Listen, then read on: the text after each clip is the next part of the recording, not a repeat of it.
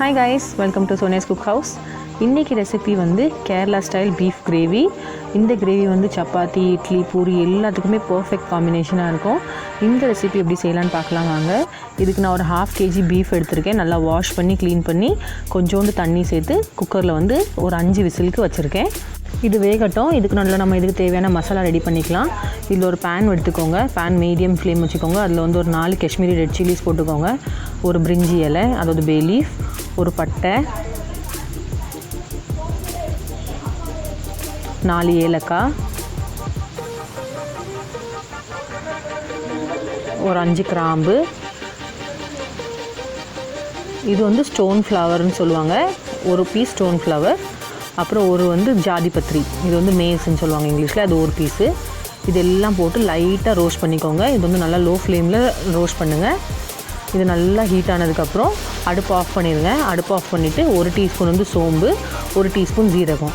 இது வந்து அந்த பேனில் இருக்க ஹீட்லேயே இது நல்லா லைட்டாக ரோஸ்ட் ஆயிரும். அதனால் அடுப்பு ஆஃப் பண்ணிவிட்டு இது நல்லா கூல் பண்ண விட்டுருங்க. இது நல்லா ஆறட்டும்.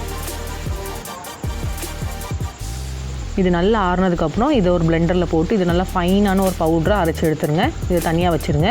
அதே பிளெண்டரில் நான் ஒரு 1/2 கப் வந்து கோகோனட் பீஸ் போட்டு இதையும் கொஞ்சோண்டு தண்ணி சேர்த்து நல்லா ஃபைனாக பேஸ்ட்டாக அரைச்சி எடுத்துருக்கேன். இதையும் தனியாக எடுத்துருங்க. இனிமேல் நம்ம கிரேவி ரெடி பண்ணிடலாம். இதுக்கு ஒரு கடாய் எடுத்துக்கோங்க. அதில் ஒரு 3 டீஸ்பூன் எண்ணெய் எடுத்துக்கோங்க. எண்ணெய் நல்லா சூடானதுக்கப்புறம் 1 கப் சின்ன வெங்காயம் சேர்த்துக்கோங்க. உங்களுக்கு சின்ன வெங்காயம்னா சின்ன வெங்காயம் சேர்த்துக்கலாம்.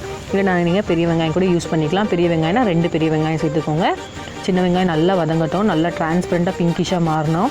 அது நல்லா வதங்கினதுக்கப்புறம் ஒரு 2 தக்காளி வந்து பொடிசாக நறுக்கி சேர்த்துக்கோங்க. தக்காளி நல்லா வேகட்டும். இது நல்லா மசியணும்.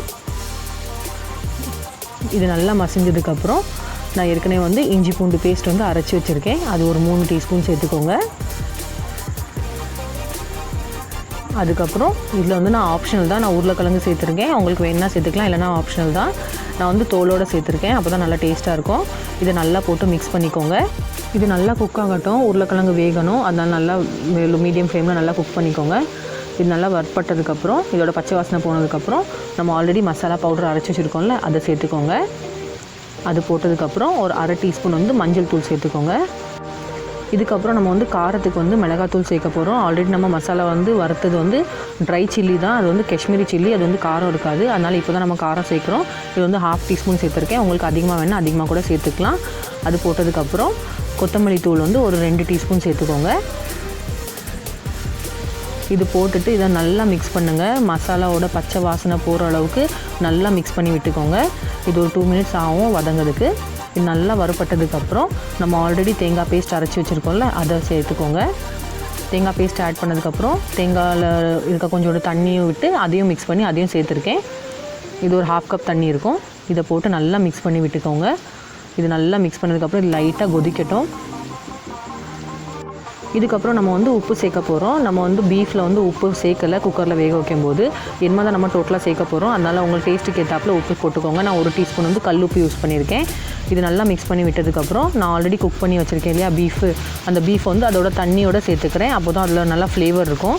அந்த தண்ணியோடு போட்டு இதை நல்லா மிக்ஸ் பண்ணி விட்டுக்கோங்க.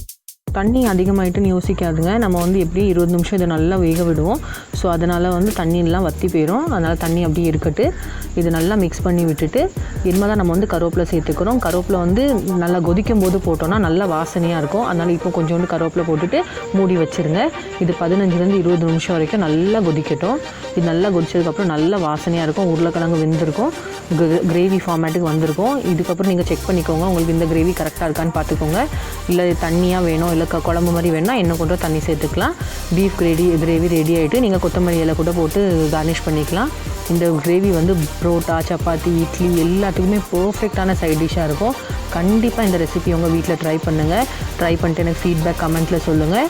இந்த வீடியோ உங்களுக்கு பிடிச்சிருந்தால் லைக் பண்ணுங்கள், ஷேர் பண்ணுங்கள், என் சேனலுக்கு சப்ஸ்கிரைப் பண்ணுங்கள். சேனலில் இருக்க பெல் ஐக்கானை கிளிக் பண்ணிக்கோங்க. அப்போ தான் நான் டெய்லி போடுற வீடியோஸ் வந்து உங்களுக்கு அப்டேட்டாக வரும். தேங்க்யூ.